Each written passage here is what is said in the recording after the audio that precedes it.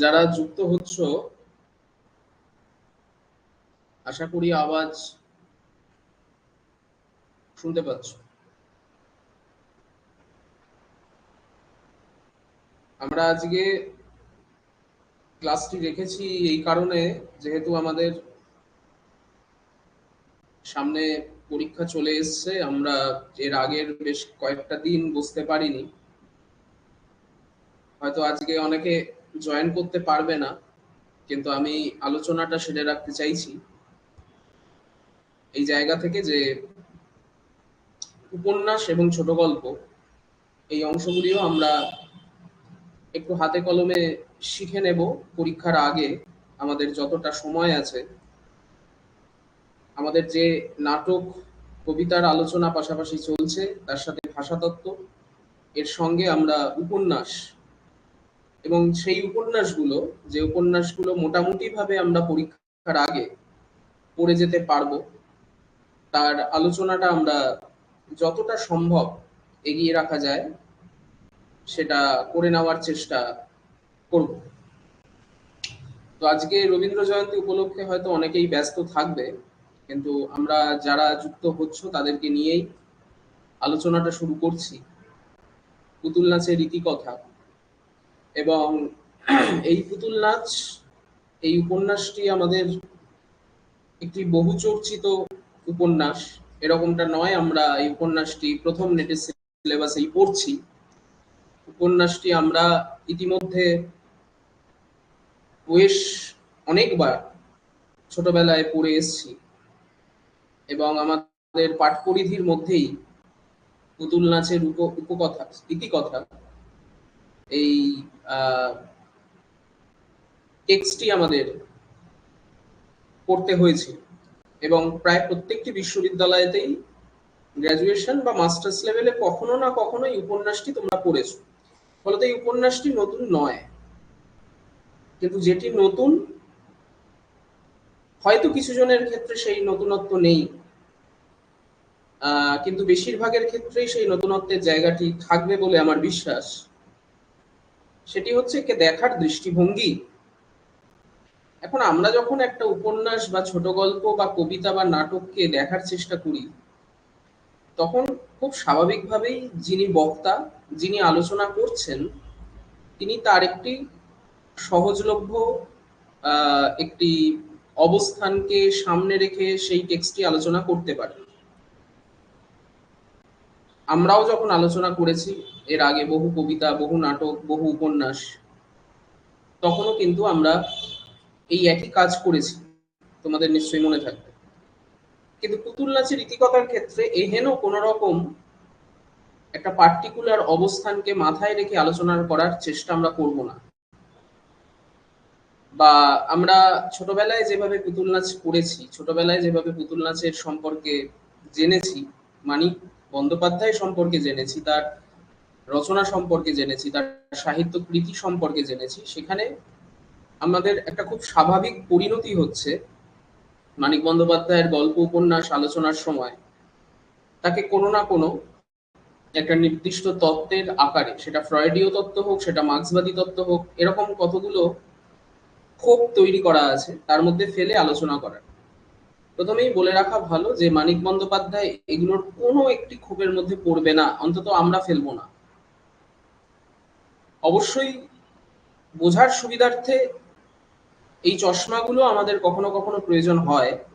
আমরা মার্ক্সবাদী সাহিত্য সমালোচনায় মানিককে বোঝার চেষ্টা করি, আমরা ফ্রয়েডীয় মনোবিকলন তত্ত্বের আধারে মানিককে বোঝার চেষ্টা করি, কিন্তু সেটা এহবাচ্য।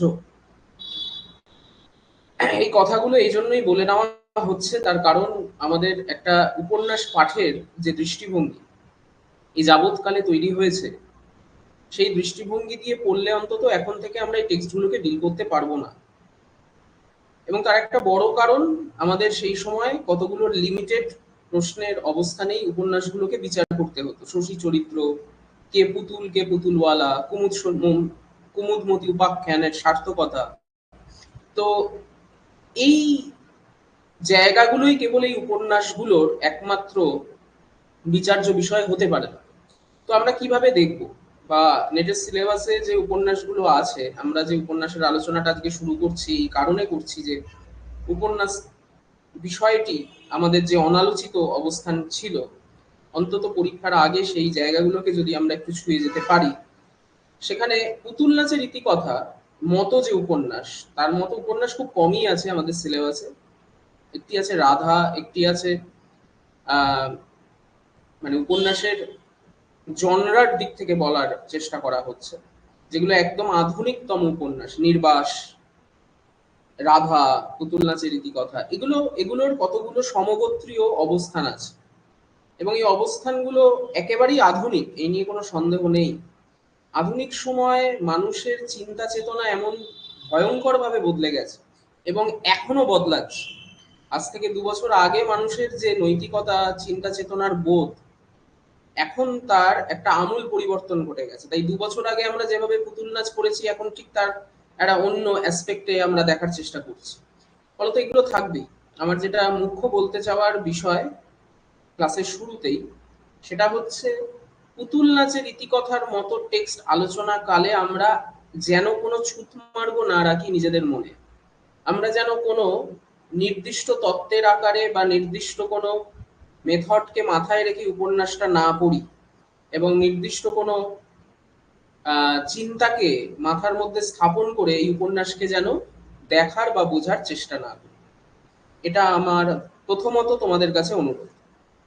আশা করা যায় যে উপন্যাসটি প্রত্যেকেই পড়ে ফেলেছো, এখন না পড়লেও এর আগে বহুবার পড়েছো, বহু চর্চিত একটি উপন্যাস।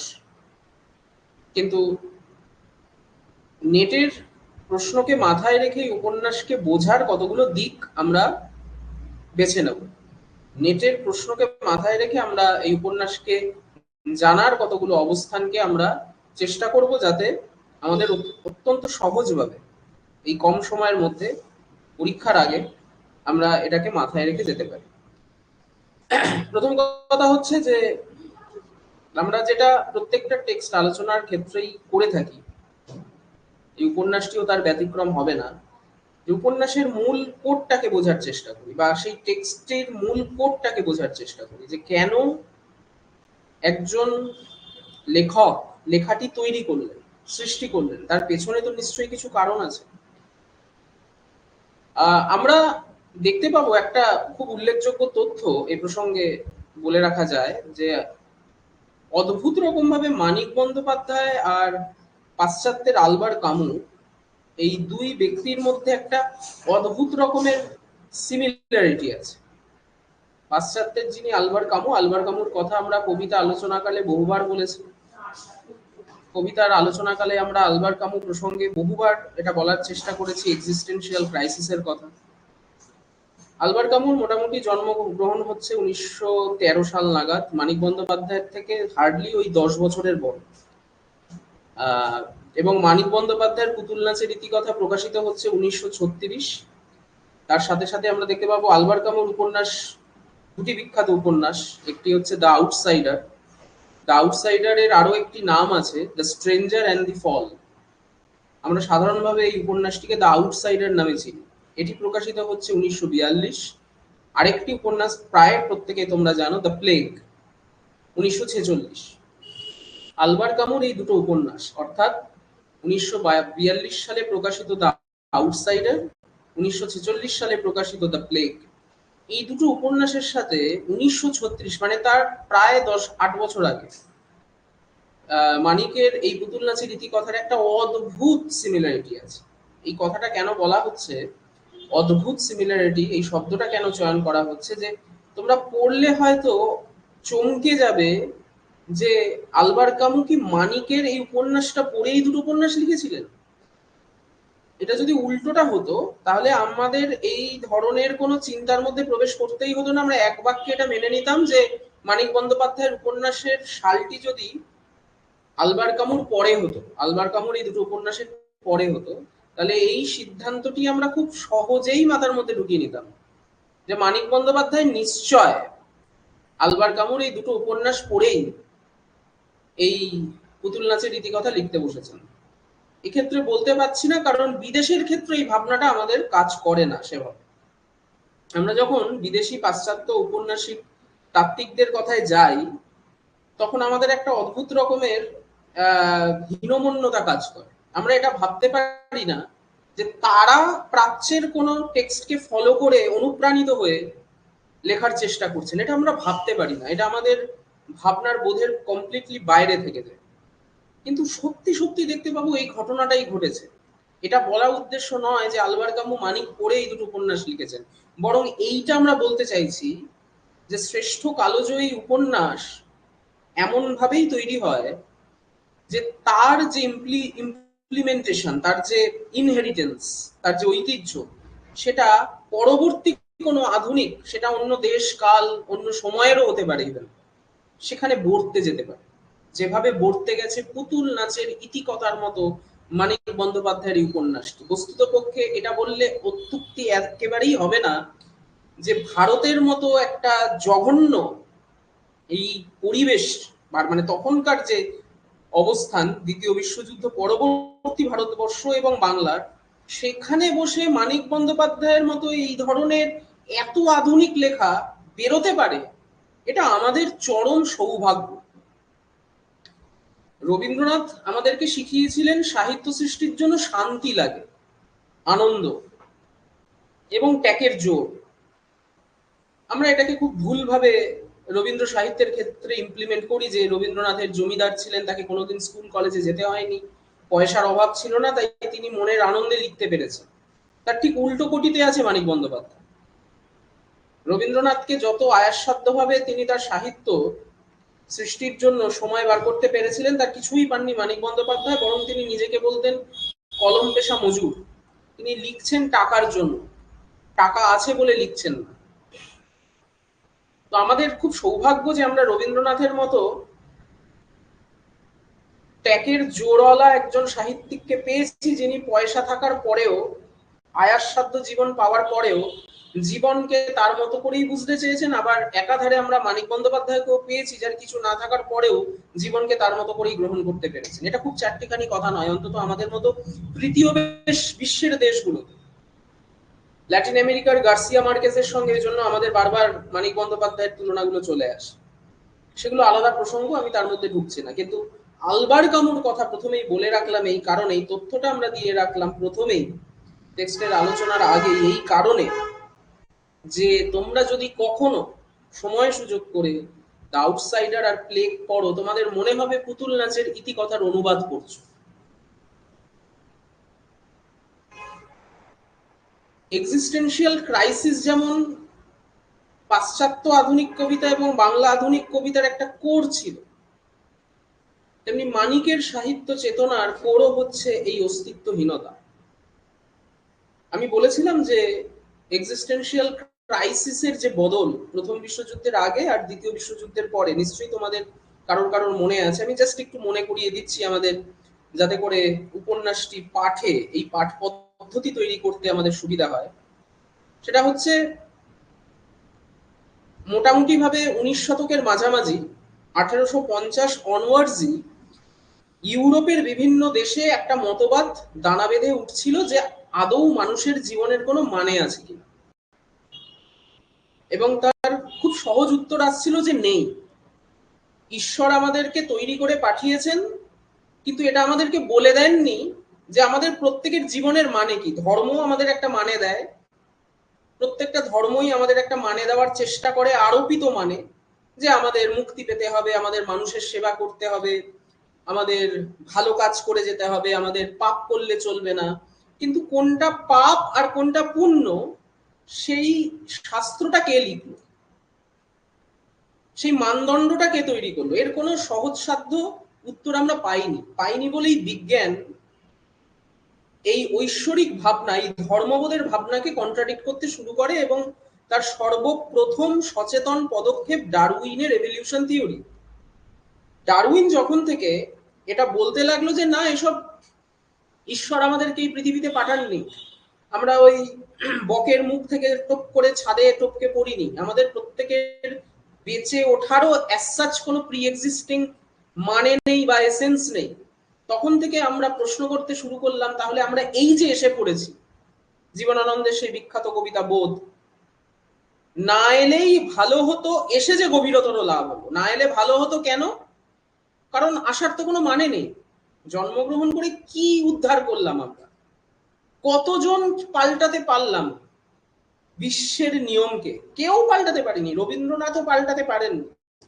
তিনি তার সময়ে যে কাজগুলো করে গেছেন সেগুলো কেবল অবিকৃত অভিজ্ঞতার কতগুলো উপাদানকে পরপর সাজিয়ে দিয়ে গেছেন। এটাই একজন মানুষের কাজ। যে অভিজ্ঞতাটা অর্জন করছে জীবন থেকে তাকে বলে যাও। সে কিছু সৃষ্টি করতে পারে না, সে কিছু নতুন ভাবে বদলাতে পারে না, সে কেবল বলে যেতে পারে। আমাদের দায় আমরা সেই বলে যাওয়া থেকে কিছু শিখবো কি শিখবো না। না শেখার ইতিহাসটাই বেশি।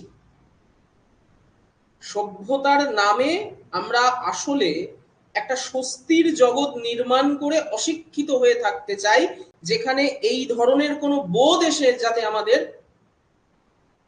তাড়িত না করে।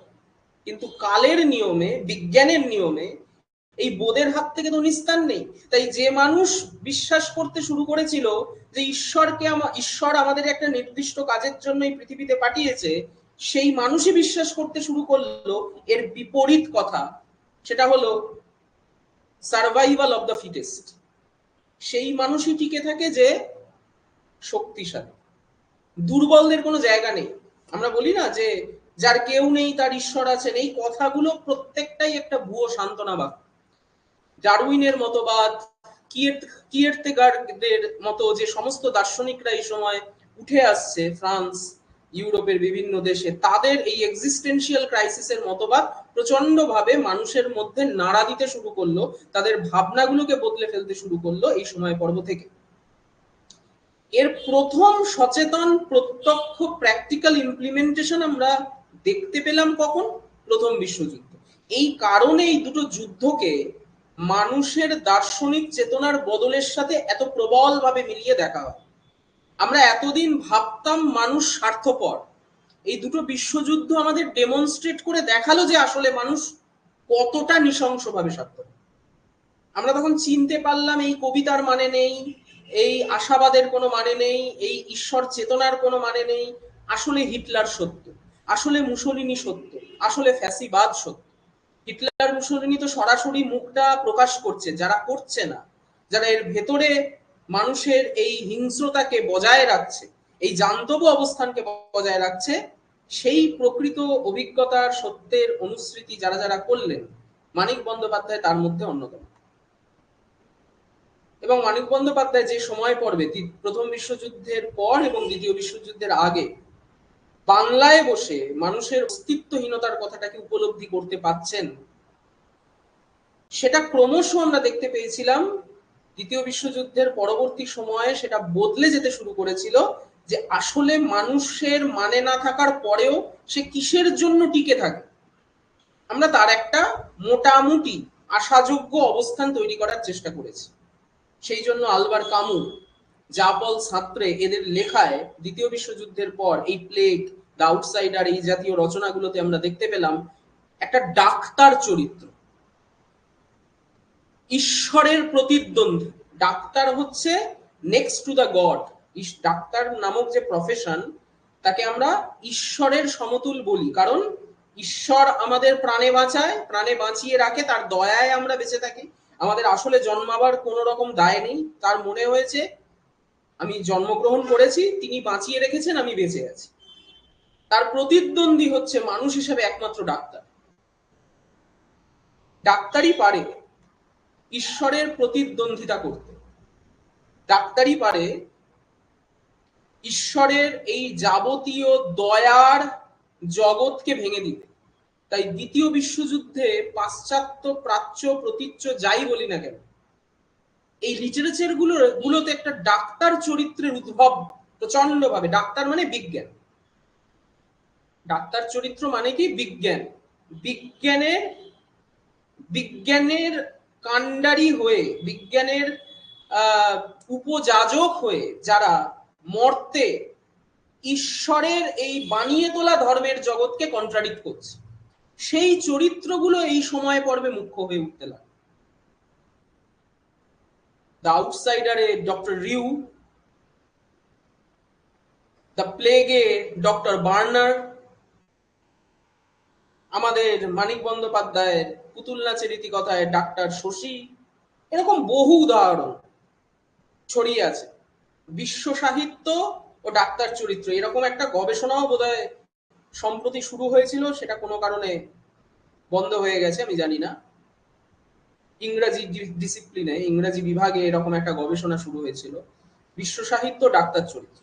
হঠাৎ করে ডাক্তার চরিত্রের রমরমা কেন আমরা পেতে শুরু করলাম? একটাই কারণ, ধর্ম দিয়ে আর কাজ চালানো যাচ্ছে না। ধর্ম আমাদের আর বেঁচে না থাকার মানের ভ্যাকসিন দিতে পারছে না। উপনিষদের আনন্দবাদ, এই সমস্ত কিছু সত্য, তারপরেও আমাদের ডাক্তারের প্রয়োজন হচ্ছে। চরণামৃত খেয়ে জ্বর সারছে না, খালি পেটে ধর্ম হচ্ছে না, আলসার হচ্ছে। আমাদের তখন কি দরকার হচ্ছে? ডাক্তার। এই যে একটা চূড়ান্ত বদল, সকলই প্রার্থনা শূন্য, এমনতর একটা অবস্থানে এসে আমরা দেখতে পেলাম যে আমাদের আলটিমেট পরিণতি সবার উপরে মানুষ সত্য। কারণ সেই ডাক্তারি পড়ে মানুষকে বাঁচাতে পারে বিজ্ঞান দিয়ে। কোনো ধর্ম নয়, কোনো ঈশ্বর নয়, কোনো প্রার্থনা নয়, কোনো মন্দির নয়, কোনো মসজিদ নয়, কোনো চার্চ নয়, কেউ নয়। আলটিমেটলি মানুষই মানুষকে বাঁচাতে পারে, মানুষই মানুষকে মারতে পারে। আমারই ভাইয়ের রক্তে রাঙা আমার হাত, আবার সেই হাতই হয়ে উঠছে জীবনদায়ী। এরকম একটা বদলের ভাবনা যখন থেকে বিশ্ব সাহিত্যে মানুষের মানে তৈরি করার একটা প্রকল্পে কাজ করতে শুরু করলো, আমরা এই ডাক্তার চরিত্রদের পেতে শুরু করলাম। অর্থাৎ আমরা যদি ঘুরিয়ে এটা বলতে চাই যে এতদিন আমরা যে প্রশ্নটাকে বড় করে তুলছিলাম, মানুষের জীবনের মানে কি, উত্তর আসছিল না, কোনো মানে নেই। যে মাত্রই আমরা বিজ্ঞানের দিক থেকে ভাবতে শুরু করলাম, আলটিমেটলি একটা মানে পেতে শুরু করছি যে হ্যাঁ, হয়তো একটা মানে আছে। সেটা কারোর কাছে প্রেম, কারোর কাছে উপনিষদ, কারোর কাছে সৌন্দর্য, কারোর কাছে বিজ্ঞান। মানিক বন্দ্যোপাধ্যায় হচ্ছে এই শেষ ধারার লেখক যিনি মানুষের জীবনকে কমপ্লিটলি একটা বৈজ্ঞানিক নির্মোহ চেতনা দিয়ে মানে তৈরি করার চেষ্টা করে গেছে। এখানে কোনো ছদ্ম আশাবাদ নেই, কোনো ইমোশনের ন্যাকামি নেই, কোনো বানিয়ে তোলা ধর্মের প্রতীতি নেই, গোটাটাই পিওর যুক্তিবাদ। আমি যদি বাস্তবের এই যুক্তি মেনে চলি, তাহলে হয়তো আমি আমার জীবনের একটা মানে তৈরি করতে পারবো, নাও পেতে পারি। শোষিত পাইনি আলটিমেটলি। আমাদের এই গোটা উপন্যাস পড়ার পর গিয়ে তো এই ধারণার বোধে গিয়েই আমরা আবার ফিরে আসবো যে আলটিমেটলি শশী কি কোনো মানে পেল তার জীবনে? একদম উপন্যাসের শেষ পর্যায়ে, যারা পড়ে ফেলেছো জানো, সেই অবস্থান থেকে আমরা টেক্সটার মধ্যে যাচ্ছি। ডাক্তার শশীর প্রয়োজনীয়তা, এইটা হতে চলেছে আমাদের পুতুল নাচের রীতিকথা উপন্যাসের পাঠ পদ্ধতির প্রথম ধাপ। হঠাৎ করে মানিক বন্দ্যোপাধ্যায়ের হাতে এরকম একটা ডাক্তার চরিত্র কেন তৈরি হলো? উপন্যাসের পরতে পরতে উত্তর দিয়েছেন, এবং এই ডাক্তার শশীর প্রয়োজনীয়তাকে কেন্দ্র করেই বাকি চরিত্রগুলো, সব চরিত্র নয়, খুব লিমিটেড কতগুলো চরিত্র এবং তাদের মানসিক চিন্তা চেতনার অবস্থানকেই আমরা এই উপন্যাসের প্রাইমারি নেট পরীক্ষাকে সামনে রেখে মূল করে তোলার চেষ্টা করব। যাদের কাছে উপন্যাস আছে বার করতে পারো, যাদের কাছে নেই শোনো, তাহলেই হবে। উপন্যাসের শুরু একটা অদ্ভুত রকমের চমক দিয়ে। আমরা এই উপন্যাসটার একদম গোড়ার লাইনটাতে গিয়ে যখন পড়ি বা পৌঁছে যাই, তখন একটা প্রচন্ড চমক লাগে। খালের ধারে প্রকাণ্ড বটগাছের গুড়িতে ঠেস দিয়া হারু ঘোষ দাঁড়াইয়াছে। এই যে লাইনটা, আমাদের প্রাথমিকভাবে মনে হতে পারে এই উপন্যাসটা পড়তে গিয়ে এই লাইনটা, একদম শুধু প্রথম লাইনটুকু যদি আমরা পড়ি, তাহলে আমাদের মনে হবে বোধহয় হারু ঘোষ এই উপন্যাসের প্রধান ক্যারেক্টার, যাকে দিয়ে গল্পের প্লট শুরু হচ্ছে। আমাদের মনে হতে পারে একজন হারু ঘোষ যে জীবিত ক্যারেক্টার, তাকে দিয়ে উপন্যাসের শুরু। বটগাছে ঠেস দিয়ে দাঁড়িয়ে আছে হারু ঘোষ। তার পরের লাইনেই মানিক বলছেন, আকাশের দেবতা সেইখানে তাহার দিকে চাহিয়া কটাক্ষ করিলেন। একদম প্রথম দুটো লাইনেই উপন্যাসের মূল উদ্দেশ্য স্পষ্ট করে দিলেন মানিক বন্দ্যোপাধ্যায়। জীবিত হারু ঘোষের যে আপাত ভান, ঈশ্বরের কটাক্ষে তা ভেঙে গেল। উপন্যাসের শুরু যদি প্রাথমিকভাবে আমরা একে শুরু বলি, যদি হয় সেটা জীবন দিয়ে, জীবিত হারু ঘোষ, সে তো প্রথমে জীবিতই ছিল। আমরা খুব ভুলভাবে বলি যে পুতুল নাচের ইতিকথা শুরু হারু ঘোষে বজ্রাঘাতে মৃত্যু দিয়ে। না, উপন্যাসের শুরু জীবিত হারু ঘোষকে দিয়ে, তারপর তো বাচ্চা পড়ছে, তার আগে পর্যন্ত তো সে একজন living object.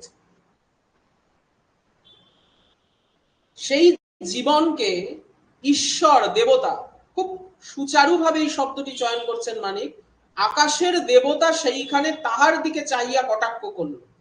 1 in a million, বজ্রাঘাতে মৃত্যু বা পাহাড় থেকে গড়িয়ে পড়া পাথরে মৃত্যুকে বলা হয় 1 in a million। কেন? কারণ এটা একটা প্রবাবিলিটির উপর নির্ভর করে। তুমি যেখানে দাঁড়িয়ে আছো ডাজন্ট নেসেসারিলি বাজ সেখানেই পড়বে, এখানে পড়ছে। এটাই হলো ফেট, নিয়তি। নিয়তির কাছে মানুষ আসলে পুতুল, নিয়তির কাছে মানুষ আসলে একটা খেলনা মাত্র। এরকম একটা আপাত বিশ্বাসের জগৎ দিয়ে উপন্যাসের শুরু। খালের ধারে প্রকাণ্ড বট গাছের গুড়িতে ঠ্যাস দিয়া হারু ঘোষ দাঁড়াইয়াছিল, আকাশের দেবতা সেইখানে তাহার দিকে চাহিয়া কটাক্ষ করিলেন। হারুর মাথায় কাঁচা পাকা চুল আর বসন্তের দাগ ভরা রুক্ষ চামড়া ঝলসিয়া পুড়িয়া গেল। একটা মৃত ব্যক্তির মানে বজ্রাঘাতে মৃত্যু হচ্ছে এমন একটা ব্যক্তির অবস্থান দিয়ে উপন্যাসের শুরুটা চমক নয়। উপন্যাসের চমকের শুরু এইখানে যে সেই ব্যক্তির ডিটেলমেন্টের বর্ণনা করতে গিয়ে উপন্যাসিক লিখছেন বসন্তের দাগ ভরা রুক্ষ চামড়া। যে ব্যক্তি বসন্ত রোগকে কাটিয়ে দিতে পেরেছে জীবনী শক্তি দিয়ে, আজ তার মৃত্যু হচ্ছে একটা বজ্রাঘাত। যে মানুষটা ধরো ক্যান্সার জয় করেছে বিজ্ঞানের আশীর্বাদে, সে হঠাৎ একটা অ্যাক্সিডেন্টে মারা গেল। এই যে একটা ভয়ঙ্কর রকম অ্যালিয়েনেটেড নিয়তি, এত যত্ন, এত বিজ্ঞান, এত আগলে রাখা, সবকিছু নিমেষে শেষ একটা অ্যাক্সিডেন্ট। একে তো আমরা নিয়তি বলি। নিয়তিকে খণ্ডাইতে পারবে, যার সব নাকি তৈরি করা আছে, ফেট প্রত্যেকের জীবনের মৃত্যুকাল ঠিক করে রেখেছে। এই কথাগুলোই তো আমরা বলার চেষ্টা করি বারবার। এই বিশ্বাসের জগৎ দিয়েই উপন্যাসের শুরু, এবং এই জগৎটাকেই ক্রমশ ভাঙতে ভাঙতে যাবে ডাক্তার শশী।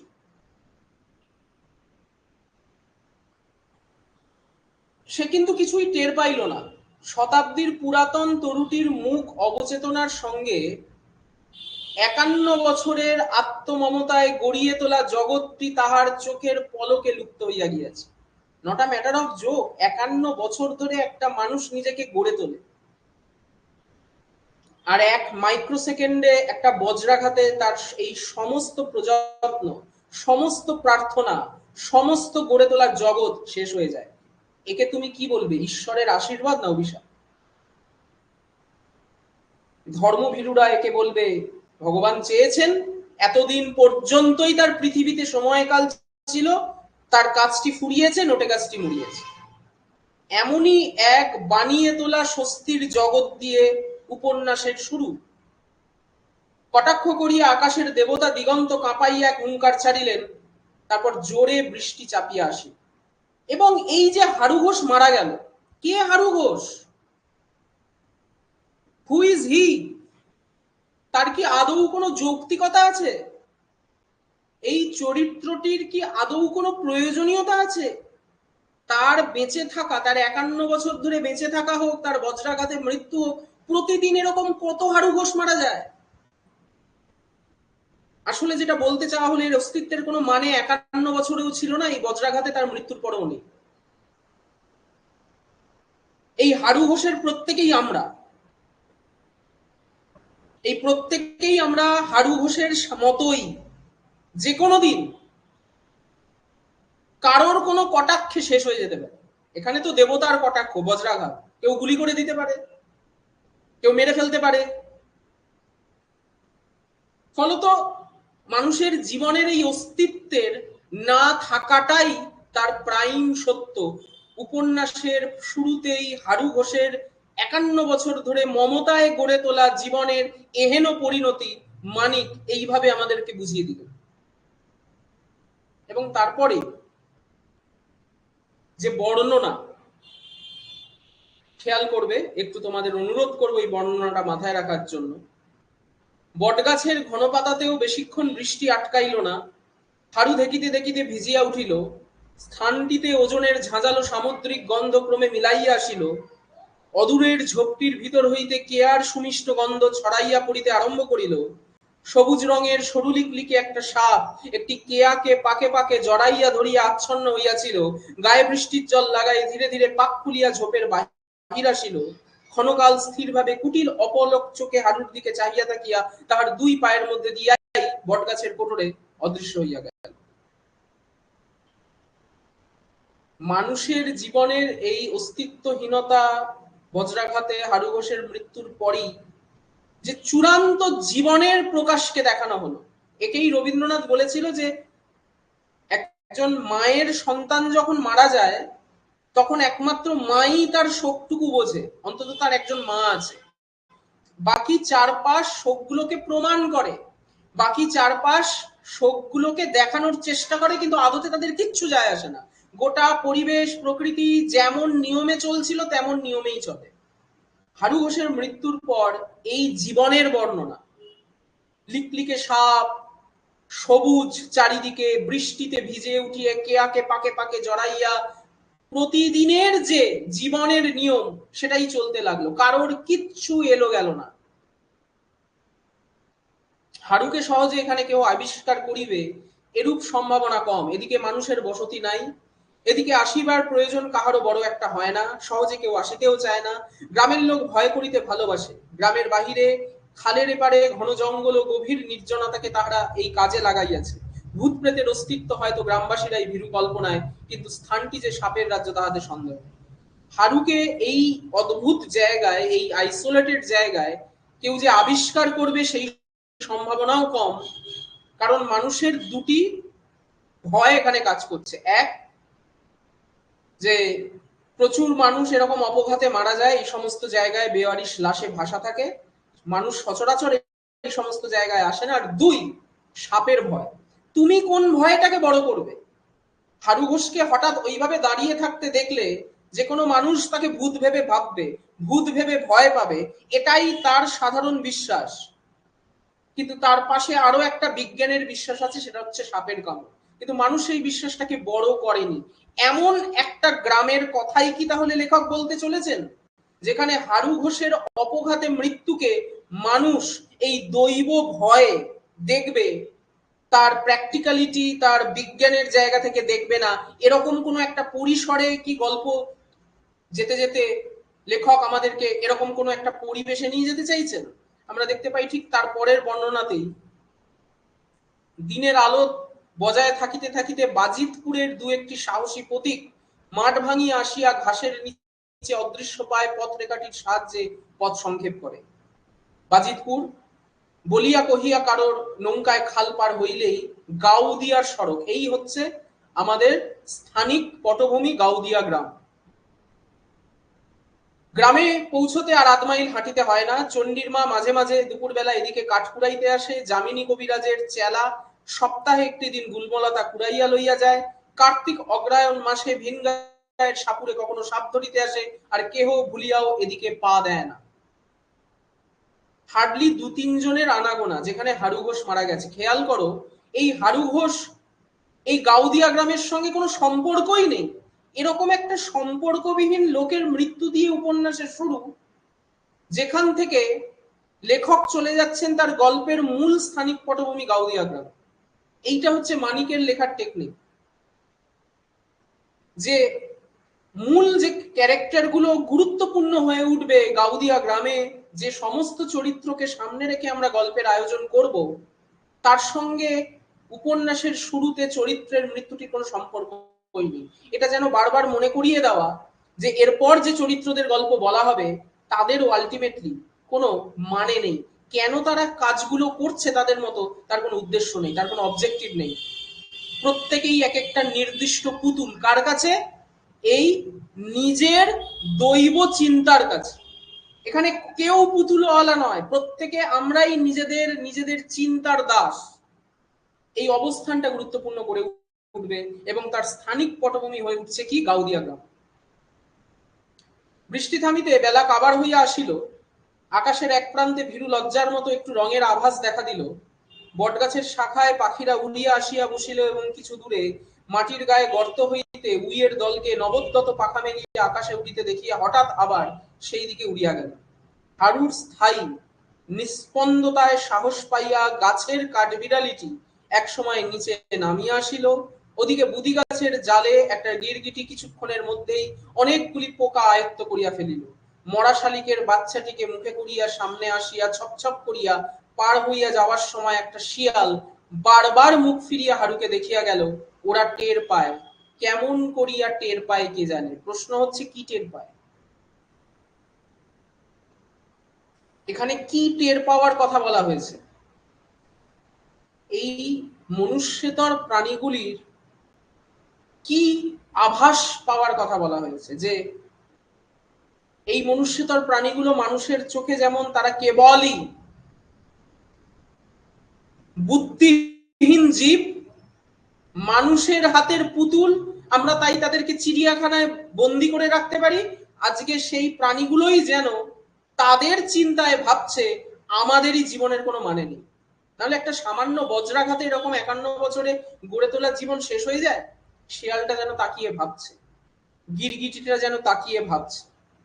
তাদের চোখ দিয়ে দেখানো হচ্ছে যে মানুষের জীবনের অস্তিত্বহীনতা ঠিক কতটুকু, কতটা বড়, কতটা সত্য। মানিকের লেখা স্টাইল এবং অদ্ভুতভাবে জীবনানন্দের কবিতার সাথে কিন্তু এটা একটা মিল পাবো। মনুষ্যেতর প্রাণীরা যেভাবে বারবার আধুনিক চিন্তা চেতনার রূপক হয়ে উঠেছে জীবনানন্দের কবিতায়, মানিকের লেখাতেও কিন্তু আমরা সেই অবস্থানটা, কম্প্যারিজনটা পাবো। এরপরেই শশী, প্রথম শশীর কথা আমরা পাই।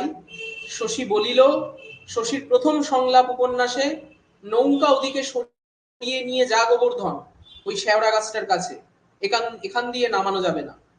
বটগাছটার সামনাসামনি, খালের পার অত্যন্ত ঢালু, বৃষ্টিতে পিছল হইয়া আছে। গোবর্ধন লগি ঠেলিয়া নৌকার পাশের দিকে সরাইয়া লইয়া গেল। 7 মাইল তফাৎ নদীর জল 24 ঘন্টায় 3 হাত বাড়িয়াছে। খালের স্রোত বড় কম নয়। শেওড়া গাছের একটা ডাল ধরিয়া ফেলিয়া নৌকা স্থির করিয়া গোবর্ধন বলিল, আপনি লায়ে বসবে এসো বাবু, আমি লাবাচ্ছি। শশী বলল, দূর হতভাগা, তোকে ছুতে নেই। একজন ডাক্তার শশী উপন্যাসের শুরুতেই না ছোঁয়ার এই অস্পৃশ্যতাটাকে প্রকাশ করে ফেলছে, এটা আমরা যেন মাথায় রাখি। গোবর্ধন বলিল, ছুলাম বা কে জানছে, আপনি ওই ধুমসমরাটাকে লাভাতে পারবে কেন? শশী ভাবিয়া দেখিল কথাটা মিথ্যা নয়। পড়িয়া গেলে হারুর সর্বাঙ্গ কাদামাখা হইয়া যাইবে, তার চেয়ে গোবর্ধন ছুইলে সবের আর এমন কি বেশি অপমান? যে ডাক্তার, তার মধ্যেও একদম উপন্যাসের শুরুতেই চরিত্রটার চিন্তা চেতনার মধ্যেই এই অস্পৃশ্যতাটাকে প্রবিষ্ট করিয়ে দিয়েছেন মানি। খুব গুরুত্বপূর্ণ, খেয়াল রাখবো। অপঘাতে মৃত্যু হইয়াছে, মুক্তি হারুর গোবর্ধন ছুইলেও নাই, না ছুইলেও নাই। এটা কি সত্যি শশী ভাবছে যে অপঘাতে মারা যায় তার তো আলটিমেটলি মুক্তি নেই, সে তো নরকেই যাবে? এই তো ধর্মের চিন্তা। কারোর অ্যাক্সিডেন্টে মৃত্যু মানে তার পাপের ফলাফল, তাকে নরকে যেতে হচ্ছে। স্বাভাবিক মৃত্যু মানে সে স্বর্গে যাবে। এই যে ধর্মীয় কাঠামো, এটা কি আলটিমেটলি শশীর চিন্তা? তা নয় কিন্তু। শশী গাউদিয়া গ্রামের এই আপাত ভাবনাগুলোকে আগে প্রজেক্ট করে তার নিজের বাচনে। এগুলো একটাও শশী ভাবে না, শশী দেখে। শশী যখন কথা বলে তখন সবটা তার নিজের চিন্তা নয়, কিন্তু এই ম্যানিপুলেশনটা শশী চরিত্রে বারবার করেছেন মানিক। আমরা যতবার শশী চরিত্রটাকে বোঝার চেষ্টা করব, এমন কিছু সংলাপ পাবো যেটা আদৌ শশীর ভাবনাই নয়। যেমন এটা, কারণ তার পরের মুহূর্তে তাকে সে নিজেই কন্ট্রাডিক্ট করেছে। এক্ষুনি গোবর্ধনকে বলল অপঘাতে মৃত্যু লাশকে তুই ছুবি? গোবর্ধন এতটাই নিচু জাতের যে তার ছোঁয়ার অধিকার নেই লাশকে। তারপরেই তার নতুন যুক্তি এলো যে এমনিতেই গোবর্ধন অপঘাতে মারা গেছে, তার আর এক্সট্রা পাপ কি হবে? এই যে কন্ট্রাডিকশন, চিন্তার দাসত্বের কন্ট্রাডিকশন, শশীও যে আলটিমেটলি তার এহেন চিন্তার দাস প্রমাণ করে দিতে দিতে যাচ্ছেন মানিক বন্দ্যোপাধ্যায়। আয় তবে দুজনে ধরেই নামাই।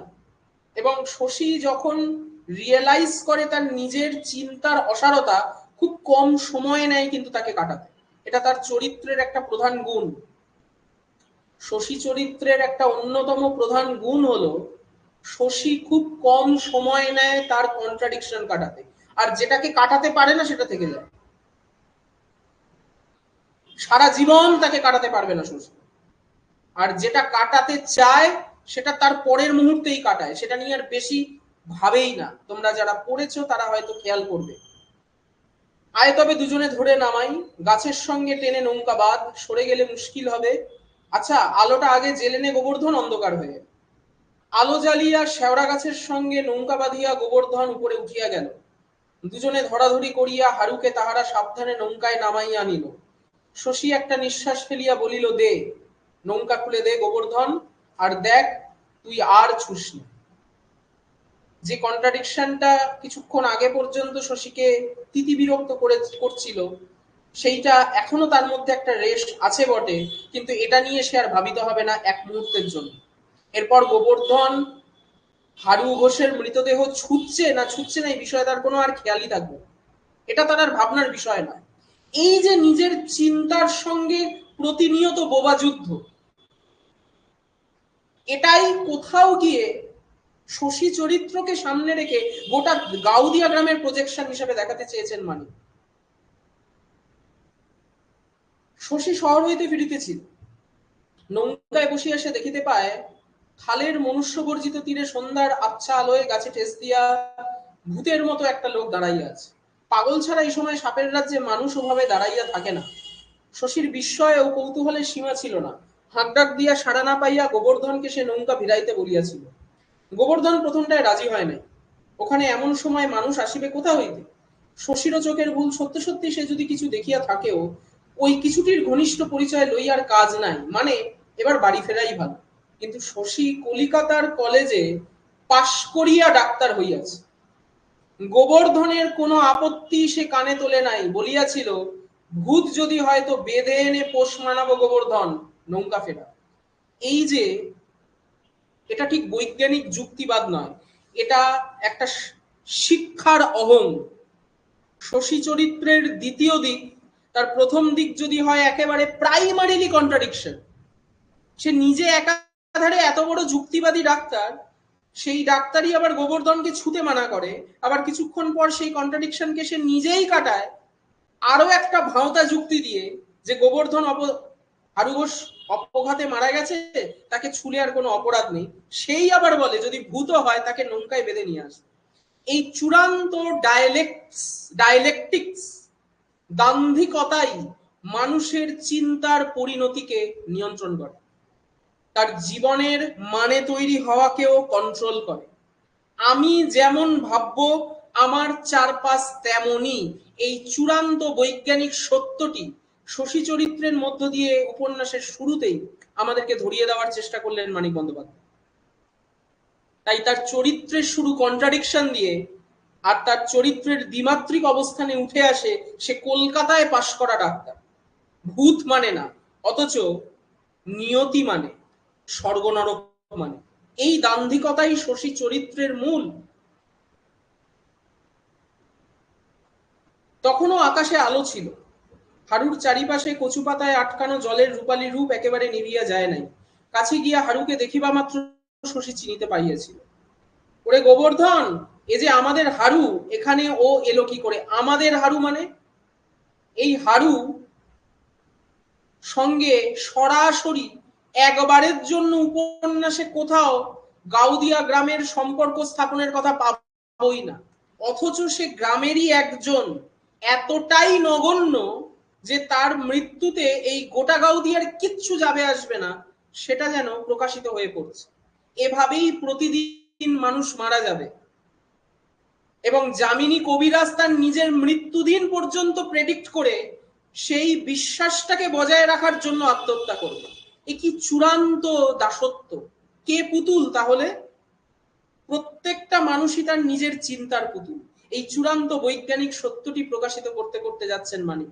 কোনো দেবতা নয়, কোনো দৈব বাণী নয়, কোনো ডিভাইন ইন্টারভেনশন নয়, প্রত্যেকেই আসলে নিজের চিন্তার পুতুল। পুতুল ওয়ালাও আমরা, পুতুলও আমরা। তার প্রাইম প্রতীক হচ্ছে এই শশী। শশী কেন? কেন সে ডাক্তার? কারণ সে এই দাসত্বকে ভাঙার চেষ্টাটুকু করবে, কিন্তু পারবে না। অনেকটা ওই সিসিফাসের মতো বারবার গড়িয়ে পড়া পাথরটাকে তোলার চেষ্টা করবে, কিন্তু তাকে দাঁড় করাতে পারবে। গোবর্ধন মুখে অনেকক্ষণ কথা সরে নাই। সে সভয়ে চাপা গলায় জিজ্ঞাসা করিয়াছিল, মরে গেছে নাকি ছোটবাবু? মরে গেছে, বাজ পড়েছিল। আহা, চুলগুলো বেবাগ জ্বলে গেছে গো। হারুর বদলে আর কেহ হইলে যে মানুষটা মরিয়া গিয়াছে তাহার চুলের জন্য গোবর্ধনকে শোক করিতে শুনিয়া শশীর হয়তো হাসি আসিত, কিন্তু গ্রামের বাহিরে হারুকে এ অবস্থায় আবিষ্কার করিয়া তাহার মনে অত্যন্ত আঘাত লাগিয়াছে। হারুর ছেলে মেয়ে আছে, আত্মীয় বন্ধু আছে, সকলের চোখে আড়ালে একটা গাছের নিচে ওর একা একা মরিয়া যাওয়া কি শোচনীয় দুর্ঘটনা। সকলের চোখের আড়ালে একটা গাছের নিচে ওর একা একা মরিয়া যাওয়া কি শোচনীয় দুর্ঘটনা। মানুষ এইভাবে নিজের মুদ্রা দোষে একা হয়ে যায়, নিজের চিন্তার দাসত্বে, যাকে জীবনানন্দ বলেছে বোধ, সেই বোধের দাসত্বে একা হয়ে যায় এবং আলটিমেটলি কখন চলে যায় আমরা জানতেও পারি। এই যে একটা অসম্ভব অনিকেততা, যার কোন রকম নিরাময় নেই, একটা চূড়ান্ত অ্যালিয়েনেশন, যার কোনো ভ্যাকসিন নেই, এটাই মানুষের জীবনের অবিকৃত অভিজ্ঞতা। আর এই অভিজ্ঞতাই সত্য। এটাই এখানে সেই মানুষটি টিকে থাকবে যে এই অভিজ্ঞতাকে অ্যাকসেপ্ট করবে, না হলে তার বেঁচে থাকার আর কোনো মানে থাকবে না। এই মতো একে আমরা কিভাবে দেখবো? এটাকে কি আমরা বলবো এটা খুব চূড়ান্ত ভাবে মার্ক্সীয় দৃষ্টিভঙ্গি, চূড়ান্ত ভাবে ফ্রয়েডীয় দৃষ্টিভঙ্গি? না, এটাই সার সত্য। তাকেই কমপ্লিটলি একটা প্রত্যক্ষ বাস্তবতায় দেখানোর চেষ্টা করেছেন মানিক, এবং তার কেন্দ্রীয় আধার হয়ে উঠেছে শশী। গোবর্ধনের বুক ডিপ ডিপ করিতেছিল। এখানে দাঁড়িয়ে থেকে আর কি হবে ছোট বাবু? গায়ে খবর দিকে চলো। এমনই ভাবে ফেলে রেখে চলে যাবে গোবর্ধন? গা থেকে লোকজন নিয়ে ফেরত ফিরতে যদি শেয়াল টানাটানি আরম্ভ করিয়া দেয়? গোবর্ধন শিহরিয়া বলেছিল, তবে কি করবে ছোট বাবু? হাঁকো তো, কেউ যদি আসে। কিন্তু এই বাদল সন্ধ্যায় আশেপাশে কে আছে যে হাঁকিয়া ছুটিয়া আসিবে? নিজের হাঁক শুনিয়া গোবর্ধন নিজেই চমকাইয়া উঠিয়াছিল। কোনো ফল হয় না। রসুলপুলের হাটের দিনে খালে অনেক নৌকা চলাচল করে। আজ কতক্ষণে আরেকটি নৌকার দেখা মিলিবে, একেবারে মিলিবে কিনা তাহারও কিছু স্থিরতা নেই। হারুকে নৌকায় নামাইয়া লওয়ার কথাটা তখন শশীর মনে হয়। নৌকা খুলিবা মাত্র স্রোতের টানে গতি লাভ করিল। গলুয়ের উপর দাঁড়াইয়া লগিটা ঝপ করিয়া জলের মধ্যে ফেলিয়া গোবর্ধন হঠাৎ ঔৎসুক্যের সঙ্গে জিজ্ঞাসা করিল, একটা কথা কও তো ছোট বাবু, উহার মুক্তি নাই তো? দ্য প্রাইম প্রশ্ন। মুক্তি নেই তো? গোবর্ধন তো অপঘাতে মারা গেছে। যে মানুষটা বেঁচে থাকতে থাকতে মুক্তি পায় না, তার মরে যাওয়ার পরেও মুক্তি আছে কিনা, এইটা হলো মানুষের চিন্তার দাসত্বের পরিণতি। এবং এই দাসত্ব থেকে স্বয়ং কলকাতা থেকে পাশ করা ডাক্তার শশীও মুক্ত নয়। আজকে উচ্চ মাধ্যমিকের রেজাল্ট বেরিয়েছে। একটি মেয়ে সম্ভবত, উচ্চ মাধ্যমিকের রেজাল্ট আজকে বেরিয়েছে, গতকাল বোধহয় জয়েন্টের রেজাল্ট বেরিয়েছিল। আমি আর এই সমস্ত মেধা তালিকার খবর রাখি না, এমনি ফেসবুক স্ক্রল করতে গিয়ে দেখছিলাম যে একটি মেয়ে সম্ভবত প্রথম হয়েছে বা দ্বিতীয় হয়েছে, তাকে এবিপি আনন্দের সাংবাদিক বাড়িতে গিয়ে ল্যাপটপ খুলিয়ে রেজাল্ট বার করাচ্ছে আর জিজ্ঞাসা করছে যে বড় হয়ে কি হবে। মেয়েটি বোধহয় তার স্বপ্নের কথা বলছে। তারপর তাকে জিজ্ঞেস করা হলো যে এই যে এতজনের চাকরি গেল, আলটিমেটলি তোমার এইগুলো নিয়ে কি মতামত? সে বললো চাকরি গেছে, এরকম কিছু হয়েছে নাকি, সে তো জানেই না। এটাও এক ধরনের চিন্তার দাসত্ব। আজকে যাদেরকে নিয়ে আমরা মাথায় তুলে নাচছি, যে গোটা গাউদিয়া গ্রাম শশীকে কলকাতা থেকে ডাক্তারি পাশ করেছে বলে মাথায় তুলে নাচবে, তারাও এই পুতুল আর পুতুলওয়ালার খেলার দাসত্ব থেকে মুক্ত নয়। এই দাসত্ব থেকে মুক্তি দিতে পারতো যে প্রেম, সেই প্রেমও গেছে বিকিয়ে। এই দাসত্ব থেকে মুক্তি দিতে পারতো যে চূড়ান্ত বৈজ্ঞানিক চিন্তা, তাও আসলে ধর্মের চিন্তার দ্বারা আক্রান্ত। এই যে দান্ধিক পরিণতি, মানুষের এই দ্বন্দ্বটাই শেষ সত্য। তাই শেষ পর্যন্ত শশী গোটা উপন্যাস জুড়ে একটা টিলা খুঁজে বেড়ায়, যে টিলার উপর দাঁড়িয়ে একমাত্র সে তার নিজের জীবনের মানেটা ফিল করে। বাকি সমস্তটা সময় তার মাথার উপর চেপে থাকে তার পরিবার, পরিজন আর গোটা গাউদিয়া গ্রাম। ওই একমাত্র সময় সে টিলার উপর ওঠে। এবং তার কন্ট্রাস্টটা খেয়াল করো, মানিক যখন বর্ণনা করছে শশী ওই টিলাটার উপর দাঁড়িয়ে থাকে একা, সূর্য অস্ত যায়, শশী ওপরে ওঠে। ওই একটা সময় সে ফিল করে যে তার একটা মানে আছে। এই যে মানুষ প্রতিনিয়ত মানে খুঁজে বেড়াচ্ছে, পাচ্ছে কিনা জানে না, হেঁটে হেঁটে ক্লান্ত হচ্ছে, বনলতা সেন আসছে কিনা জানে না, কিন্তু এই জার্নিটা সত্য। মানিক বন্দ্যোপাধ্যায় তার মতো করে এই জার্নিটাকে দেখাতে দেখাতে গেছে। কোনো তত্ত্ব নয়, কোনো আলাদা করে চাপিয়ে দেওয়া অবস্থান নয়, গোটাটাই একটা জার্নি মাত্র। এবং এই জার্নিতে আমরাই আমাদের পুতুল, আমরাই আমাদের পুতুলওয়ালা। তাই শশীকে মাঝখানে রেখে বাকি সমস্ত চরিত্রের যে চিন্তার দাসত্ব, সেগুলোকেই সংলাপের মধ্যে দাঁড় করানোর চেষ্টা করবে ঔপন্যাসিক এই গোটা উপন্যাস জুড়ে। তার মধ্যে প্রাইমারিলি 5টা ক্যারেক্টার, তার মধ্যেও আমরা সব থেকে বেশি গুরুত্ব দেব গোপাল, কুমুদ, শশী, কুসুম আর যামিনী কবিরাজ। গোপাল, কুমুদ, শশী, কুসুম, যামিনী কবিরাজ, এই 5টা মূল ক্যারেক্টারকে সামনে রেখে যদি আমরা এই উপন্যাসের, সবটা তো একবার প্রত্যেকে পড়ে রেখেছো আশা করি, কিছু গুরুত্বপূর্ণ অংশগুলো যেখান থেকে প্রশ্ন হতে পারে বলে আমার মনে হয়, সেই জায়গাগুলোকেই তোমাদের কাছে এখানে তুলে ধরার চেষ্টা করব। বাকি উপন্যাসগুলোর ক্ষেত্রে একই মেথড।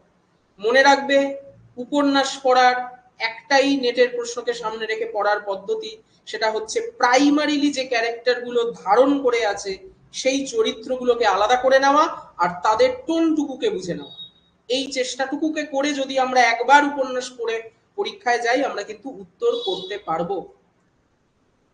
আমি তোমাদের কাছে একটু যাচ্ছি যে তোমাদের প্রত্যেকে যারা আজকে লাইভ ক্লাসটা শুনেছো, একবার হলেও এই উপন্যাসগুলো পড়া আছে তো?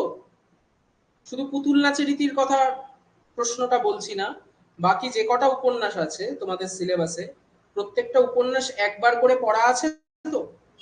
তাহলে তোমাদের অনেকটা ইজি হবে আমি যে কথাগুলো বলবো এরপর, আজকে যেগুলো বললাম লাইভ ক্লাসে, তোমাদের মেথডটা ধরতে অনেকটা ইজি হবে। প্রত্যেকে একবার করে অন্তত উপন্যাসটা পড়ে নিও। তোমাদের চয়েস হিসাবে যে কোনো দুটো উপন্যাস বাদ দিতে পারো। আবার বলছি, যে কটা উপন্যাস তোমাদের সিলেবাসে আছে তার মধ্যে থেকে যে কোনো দুটো উপন্যাস পর্যন্ত তোমরা বাদ দিতে পারো, কিন্তু বাকিগুলো অন্তত একবার হলেও পুরোটা যেন পড়া থাকে।